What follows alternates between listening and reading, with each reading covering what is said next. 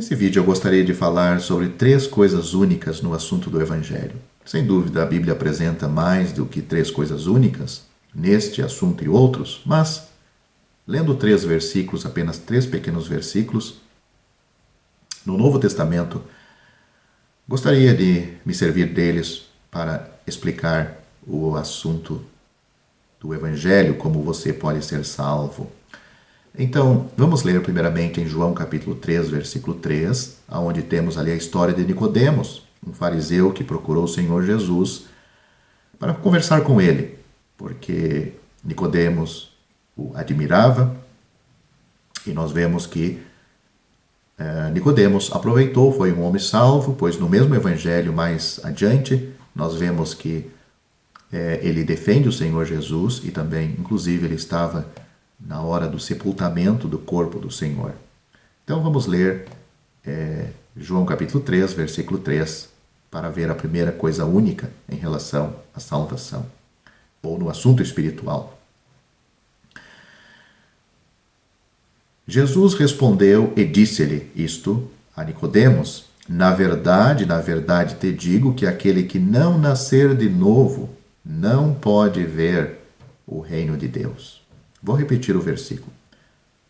Jesus respondeu e disse-lhe: na verdade te digo que aquele que não nascer de novo não pode ver o reino de Deus. E no versículo 3 do mesmo capítulo, ele diz que não pode entrar, aquele que não nasce de novo não pode entrar no reino de Deus, não pode ver nem entrar. Então aqui a coisa única é o novo nascimento. Só tem uma maneira de entrar, uma forma de entrar no reino de Deus. É através do novo nascimento. Vamos para a segunda coisa única, está em Atos capítulo 4, versículo 12. Note o que é dito. O apóstolo Pedro falou aos líderes judaicos, ele disse: e em nenhum outro há salvação. E em nenhum outro há salvação. Ele estava falando do Senhor Jesus, que era a pedra que os edificadores rejeitaram ao crucificá-lo pelas mãos dos romanos.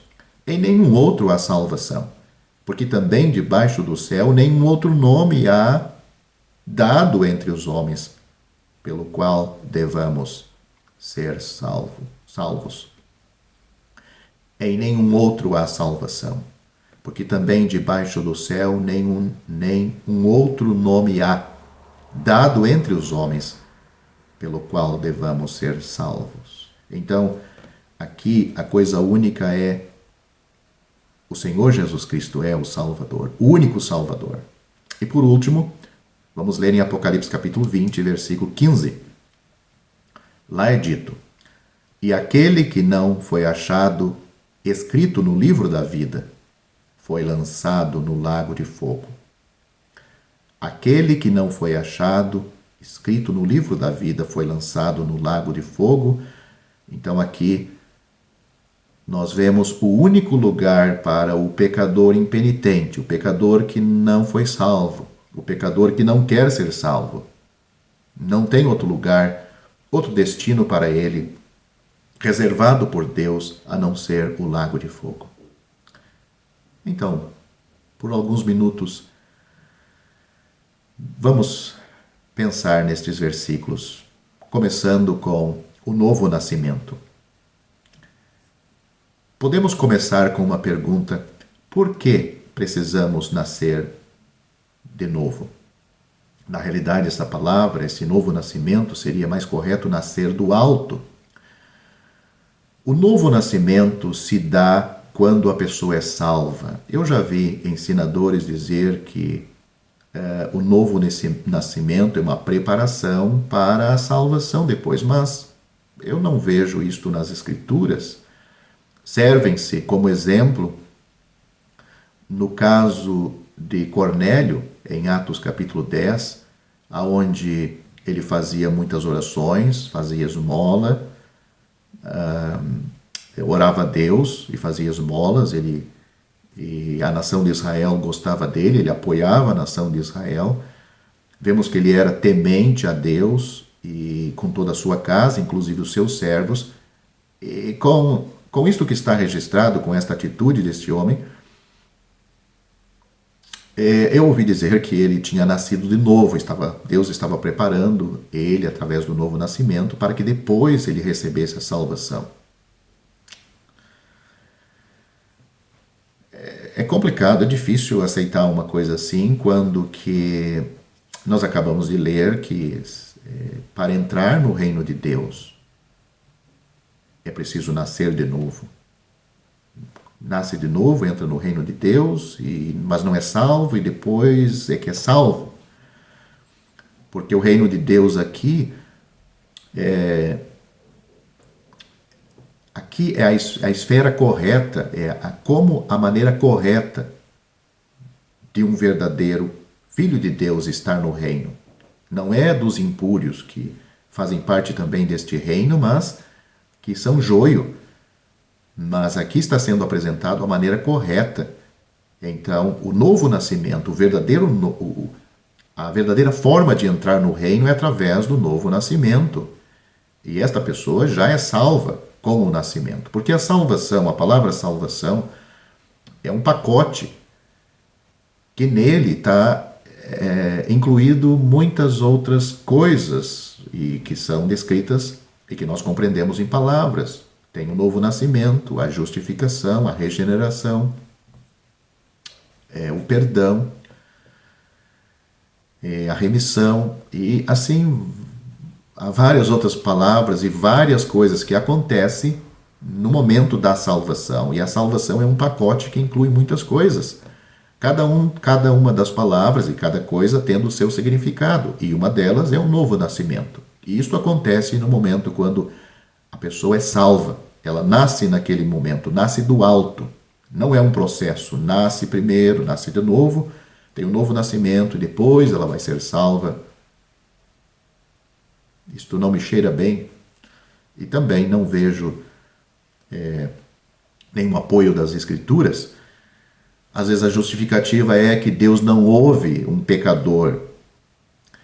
Mas nisto eu lembro aquele homem no Evangelho de João, capítulo 9, aquele homem cego, que ele foi falar com os líderes religiosos, ou eles procuraram ele, para saber como é que ele tinha sido curado, e ele disse que foi um homem, que havia curado ele, um homem, e eles condenaram, e quando ele descobriu que era o Senhor Jesus, ele falou para eles que era o Senhor Jesus, porque de momento ele não sabia. E disseram, e lá nós lemos que este mesmo homem diz que Deus pode ouvir um pecador, sim. Um pecador que, até eu vou ler para você, deixa eu achar o versículo, é João capítulo, acredito que é capítulo 9, tem a história dele, né? E passando Jesus, viu um homem cego de nascença. Então, ali nós vemos, até os discípulos fizeram uma pergunta para o Senhor Jesus, se este homem se o motivo dele ter nascido cego é porque ele pecou, né? Ou foi seus pais. Mas deixa eu achar o versículo.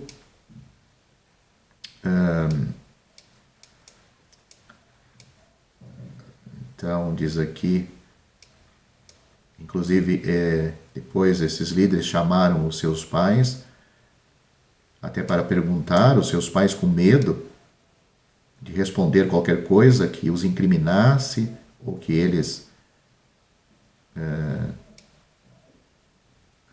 Então, os pais deles disseram, olha, pergunta para ele tem idade, ele responda por si quem curou ele, quem foi a pessoa que curou ele. Eles sabiam que o filho nasceu cego.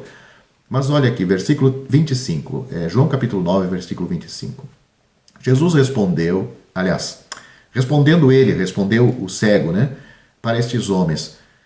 Respondeu ele, pois, e disse, porque estavam dizendo que o Senhor Jesus era um pecador, que ele devia dar glória a Deus. Ele está dizendo, respondeu ele Se ele é pecador, respondeu ele, pois, e disse, se é pecador, se o Senhor Jesus é pecador, não sei, uma coisa sei, é que havendo sido cego, agora vejo.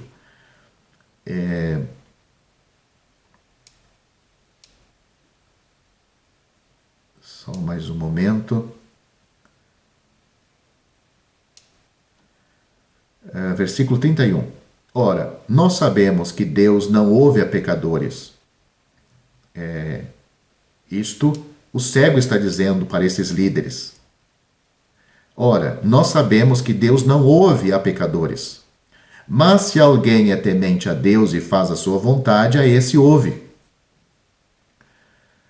Então, por exemplo, Cornélio era um pecador não salvo, mas era um homem temente a Deus, segundo a luz que ele tinha recebido através do judaísmo.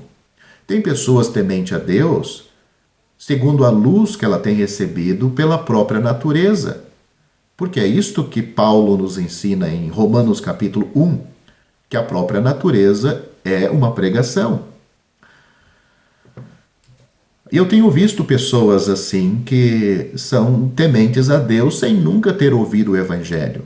Mas por certas coisas que elas têm aprendido da natureza e da vida, quando ouve o Evangelho, e Deus conhece essas pessoas, e sem dúvida leva o Evangelho até elas. Mas o novo nascimento, seguindo o que pretendo falar sobre estas três coisas únicas, é necessária para um pecador ir para o céu. Por que é necessário o novo nascimento? Por que é necessário nascer do alto, nascer de Deus? Para que Deus... Será que não foi Deus que operou o nosso nascimento natural? Sem dúvida. Foi Ele que nos deu a vida que nós temos. Foi Ele que colocou a eternidade em cada ser humano. Mesmo que somos frutos de relações humanas, mas é Deus que nos dá a vida. Só Ele pode nos dar a vida natural. E até mesmo colocar a eternidade em nós, para vivermos eternamente. Nós não somos eternos para o passado, mas somos eternos para o futuro. Por que é necessário o novo nascimento? Porque o primeiro nascimento está estragado por causa do pecado. Isto Deus não colocou em nós. Isto nós herdamos dos nossos primeiros pais, Adão e Eva. Trazemos uma natureza pecaminosa, uma natureza afastada de Deus. Romanos capítulo 3, nós vemos ali que não há diferença entre as pessoas, porque todos pecaram e destituídos estão da glória de Deus. Romanos capítulo 3 apresenta uma lista que caracteriza este pecador, caracteriza esta natureza, este pecador que traz essa natureza. Diz que a sua garganta é um sepulcro aberto, os seus pés são ligeiros para derramar sangue. Diz que não há temor de Deus nessas pessoas diante dos seus olhos. Todas as pessoas trazem esta natureza. Alguns se comportam em certas áreas na vida, mas pecam em outras. Então não faz delas melhores do que outras pessoas. Todos têm a mesma natureza. Por isso que é necessário o novo nascimento, uma operação divina. E esse novo nascimento, quando o Senhor Jesus falou com Nicodemos sobre este novo nascimento, ele não entendeu. Ele disse, como pode ser isto?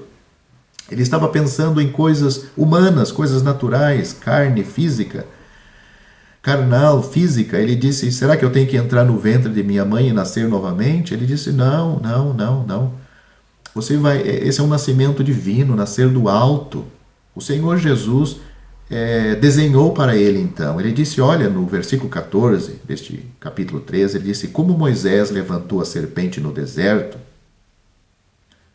para salvar a nação de Israel lá do seu pecado, ele levantou uma serpente para que todo mordido pelo castigo de Deus, o mordido pela serpente, olhava para a serpente de metal, era salva. Ele disse, como Moisés levantou a serpente de metal para salvar o povo da morte física, ele disse, como Moisés levantou a serpente no deserto, assim é necessário que o Filho do Homem seja levantado na cruz, para que todo aquele que nele crê não pereça, mas tenha a vida eterna. Aí está como uma pessoa nasce de novo. Não é Deus a preparando para ser salvo, mas Deus a salvando quando ele crê no Senhor Jesus Cristo como Salvador.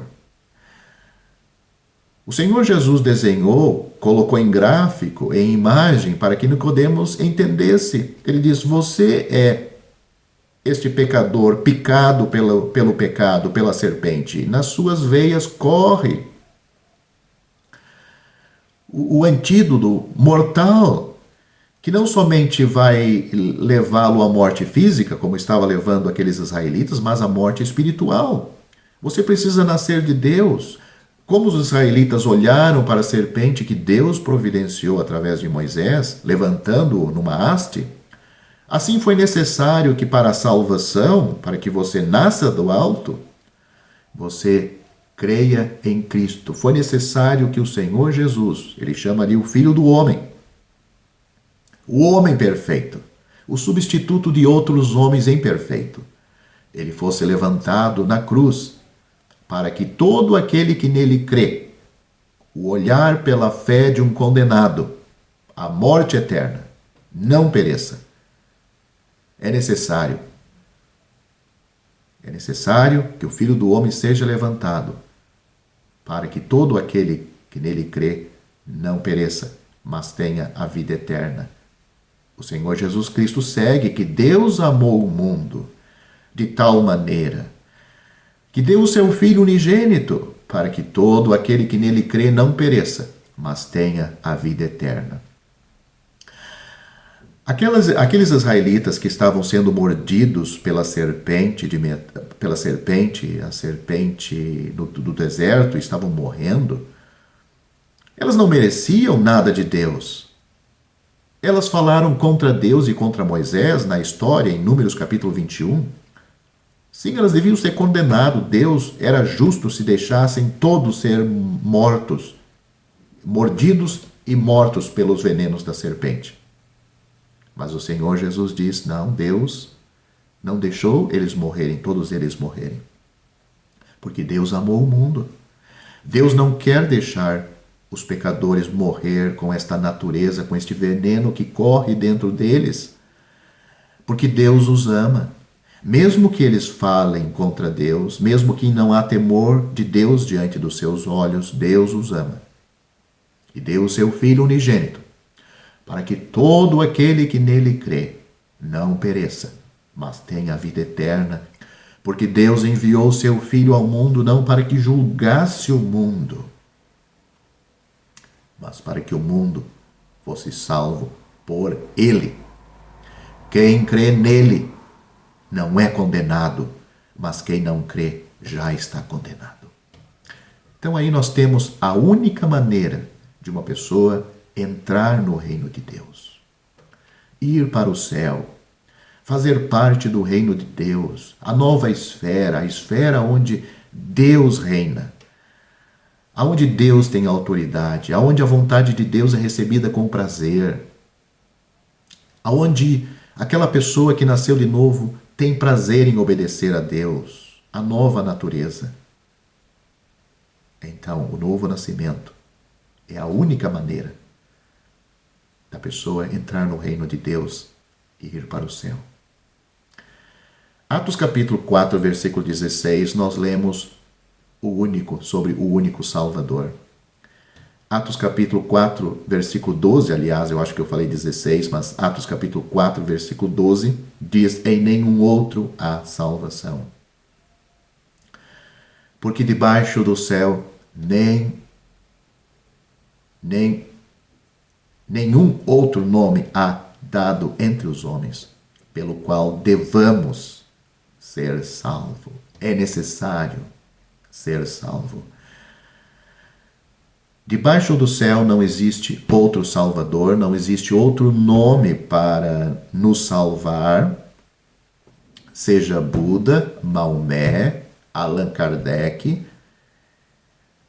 islamismo, budismo, não existe outro nome. Não há outro nome.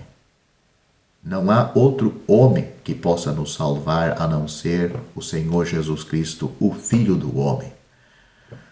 O homem perfeito, o homem que não tinha pecado, não havia pecado, não podia pecar, mas ele, para nos salvar, levou em seu corpo os nossos pecados sobre aquele madeiro.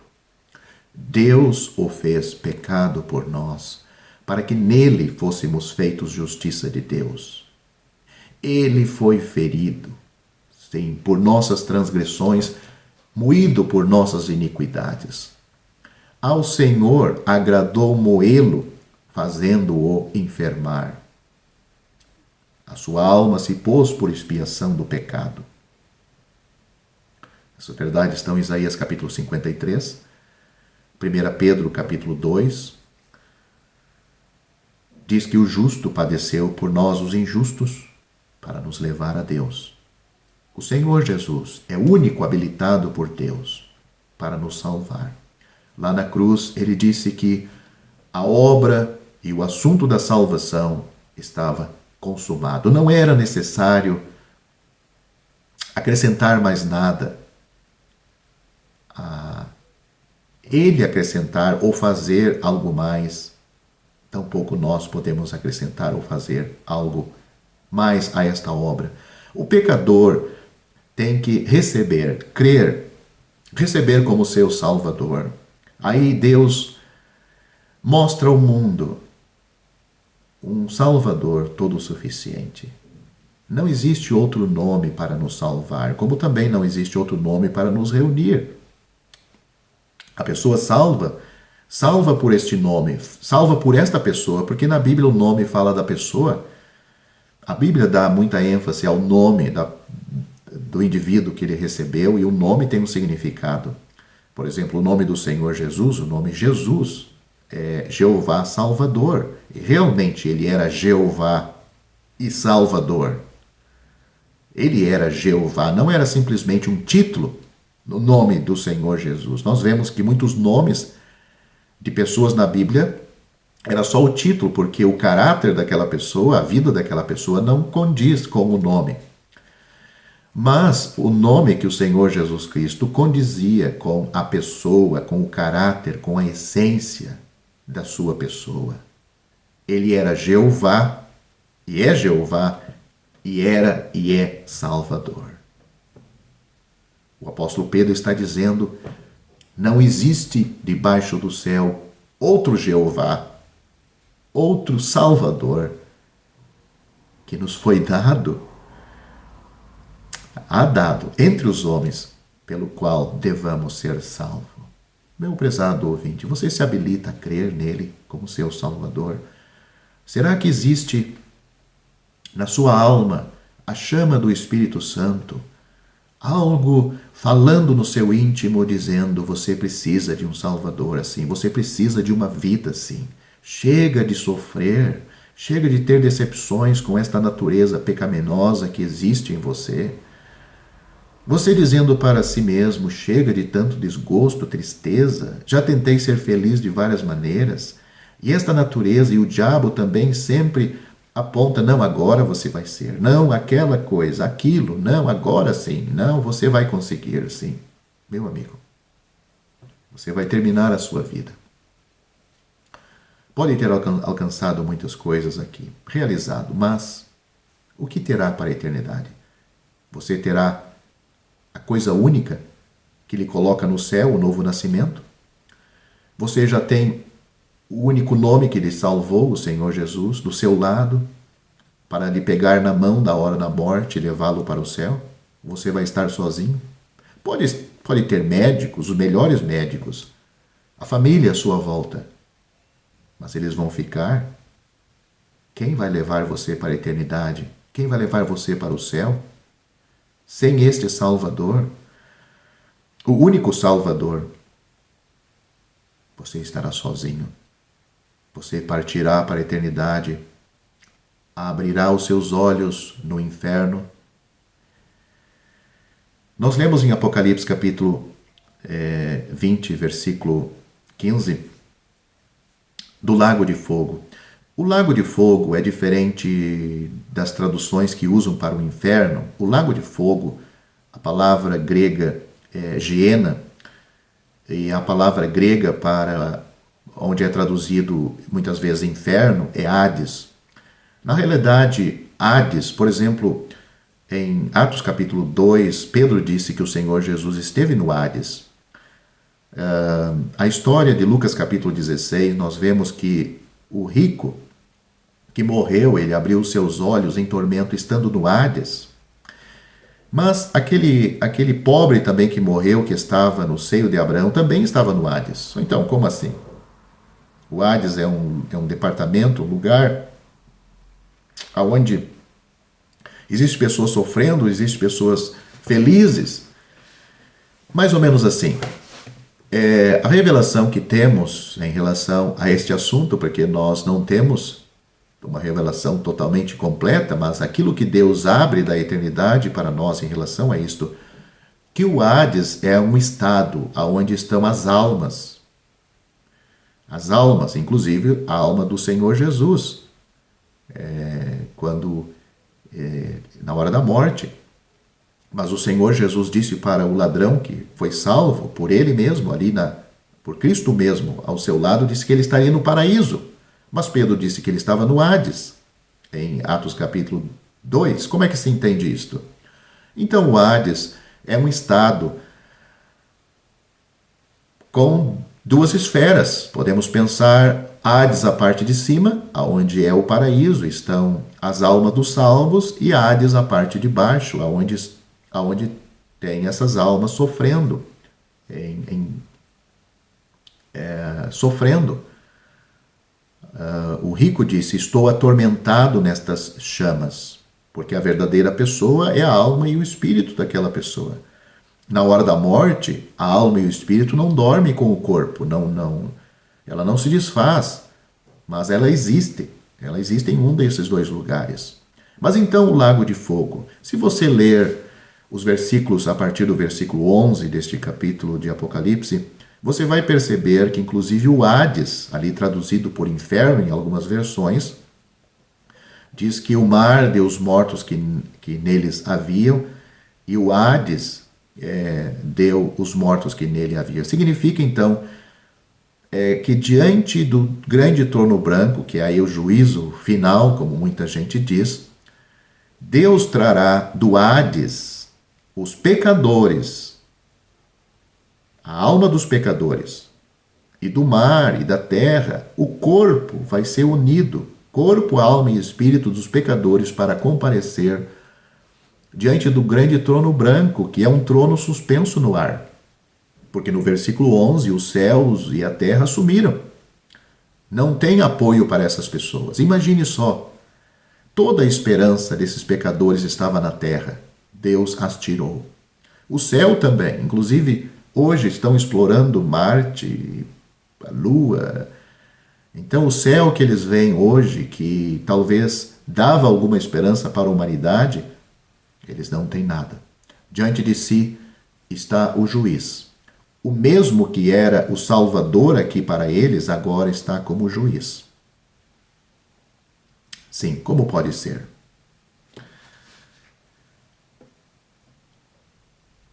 Agora,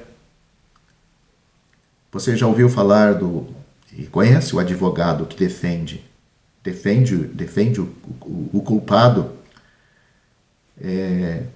Mas esse advogado pode estudar mais e se tornar um juiz.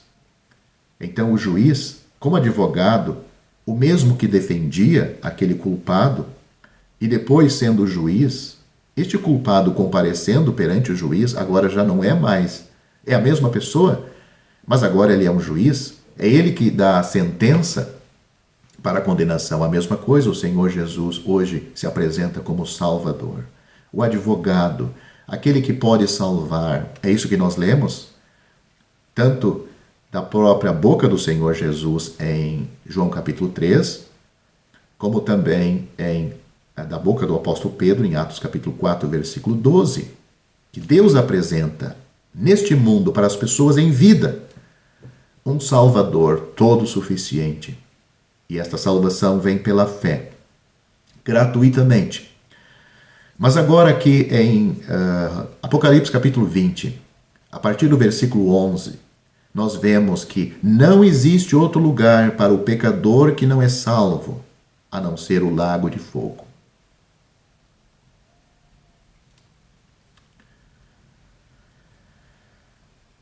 Se você não for salvo nesta vida, um dia você vai comparecer ali. Você vai ver o Senhor Jesus Cristo. Não como Salvador. Você nunca vai conhecer Ele como Salvador pessoal, mas sim como juiz. Será a última memória, a última coisa que o pecador vai levar para o lago de fogo é o rosto do Senhor Jesus. Ver Ele assentado neste trono branco, talvez contemplar e poder ver as marcas da cruz. Estou imaginando, porque não é dito isso ali. E poder ver, e sem dúvida, só esta imagem vai condená-lo, dizendo, ali estão as marcas. Ele queria me salvar. Porque agora os céus e a terra são tirados. Não tem nada ali que influencie, que atrapalhe, esteja entre você e o Senhor Jesus. Se você estiver ali, espero que não esteja. Mas para o pecador que estiver ali não há nada. Só há você, só há o pecador e ele. E poder contemplar. Mas agora ali ele não está como meu Salvador, ele está como meu juiz. Diz que os livros vão ser abertos, os livros da vida daquela pessoa, e mostrar que durante toda a sua vida, a sua trajetória, quem sabe as oportunidades, quem sabe vai mostrar este vídeo que você está assistindo e você só começou a ouvir ou não aproveitou, ouviu até o final, mas não aproveitou. Os folhetos, as coisas que aconteceram na vida tinha a intenção de despertá-lo para buscar a Deus e ser salvo, mas nada disso aconteceu. E o versículo que eu li, que é o último daquele capítulo, diz: aquele que não foi achado escrito no livro da vida foi lançado no lago de fogo. É interessante, é dito ali que os livros foram abertos, que são os livros da vida das pessoas, né? Mas também aparece o livro da vida onde está o nome dos salvos. Pode ser verificado o nome, mas não é encontrado. Mas por que realmente tem esse livro da vida, se não tem a ver agora com essas pessoas pecadoras?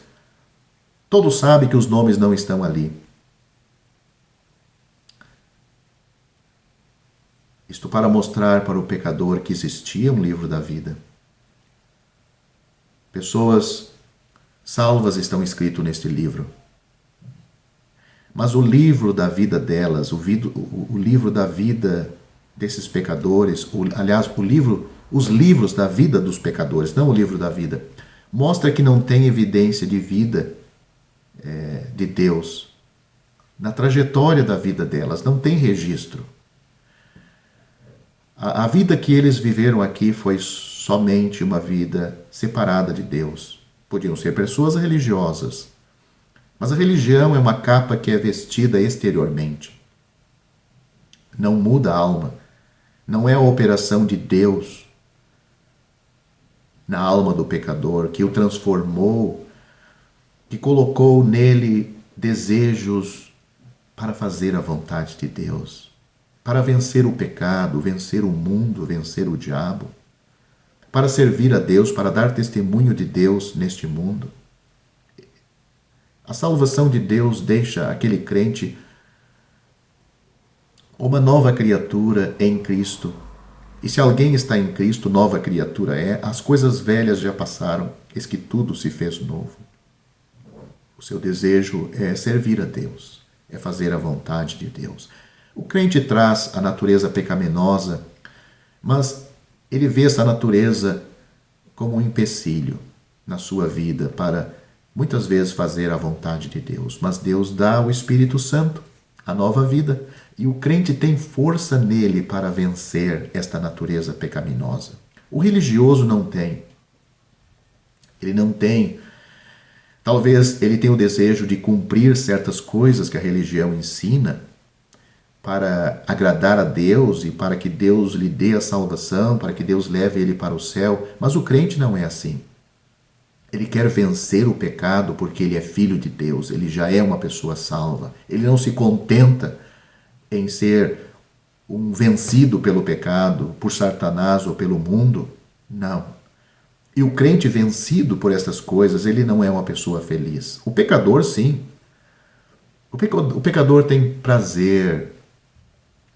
Ele se deita na sua cama e pode ficar lembrando das suas proezas carnais. Ele pode compartilhar com seus amigos, com suas amigas, as suas façanhas, o que ele fez.